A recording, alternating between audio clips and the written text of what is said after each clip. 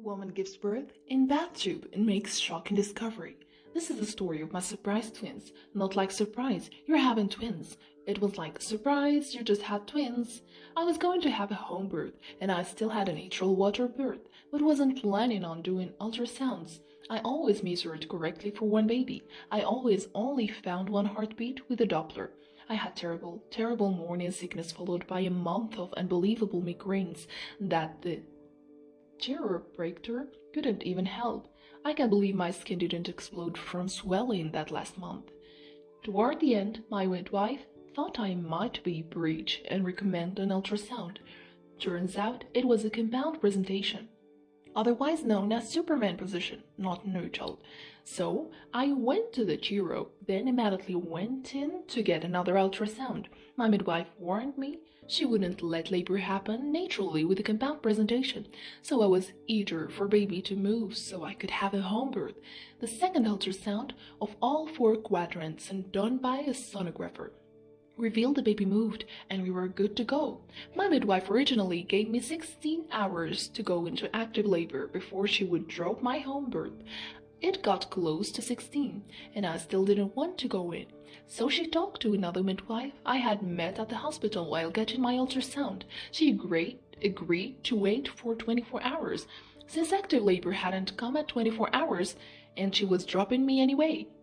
I decided I'd wait a bit longer and went in around 1 p.m. on the 13th. This would be about 30 hours in. Meanwhile, my sister Lindsay didn't think she had enough time to drive the 13 hours and make it for the birth. So, the night before, her dad offered his miles for her tickets. I really needed her. She felt she needed to be here, and we both cried when we thought she might not make it before the birth. I got to the hospital, and as I'm opening the car door, she texts me she's at my house, 20 minutes from the hospital. All at the exact same moment, I had my first contraction. The first nurse midwife I see is this girl Marnie, who was at the hospital. I went to 4 stitches after my home birth with my son 2 years before. She was amazing. It was at completely different hospitals 40 minutes away, and there she was. She was the only thing that made the other hospital bearable. She takes me up and I find out they have a giant birthing tube. They hook me up to the baby monitor. Only one heartbeat. By this time my sister is here. Midwife Kate had taken the night before off to get sleep after talking to my midwife and finding out I would be most likely coming in the next morning. She was also amazing. When I had my ultrasound, she was the one who convinced my midwife to let labor happen with a compound presentation. Kate had her baby born at home with a compound presentation. So I told my midwife I wanted her if I had a hospital birth.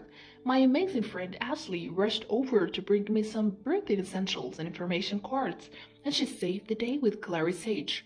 By 2:20 p.m., I was having heart contractions. I got in the tube. I wasn't supposed to birth in the tube, but by the time I felt like I needed to push.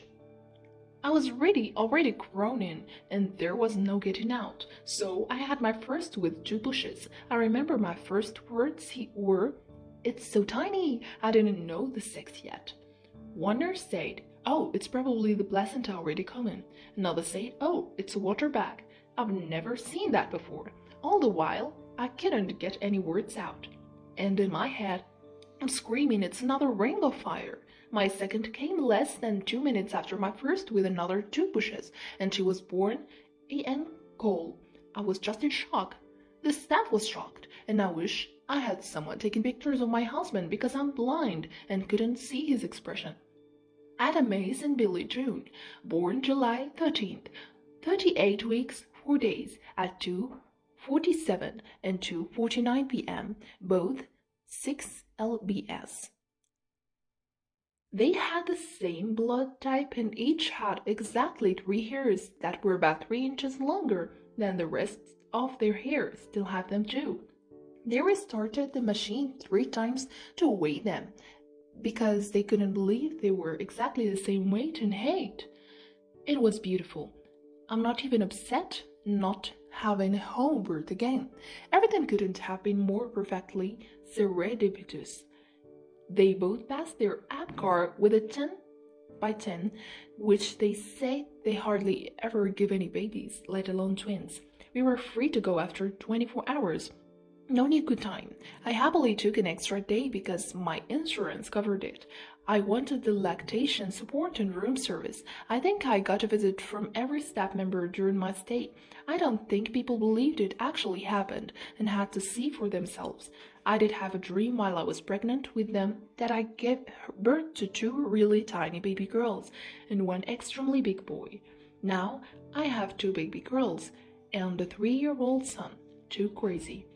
It was just beautiful. I will never forget the indescribable feelings behind those pictures. I was beyond happy. We were both so happy, and I think everything happens for a reason. The likelihood of another baby hiding in the womb is extremely minuscule, but it happened. This essay was republished with permission, and I was written by Lindsay Altis. You can follow her journey on Instagram.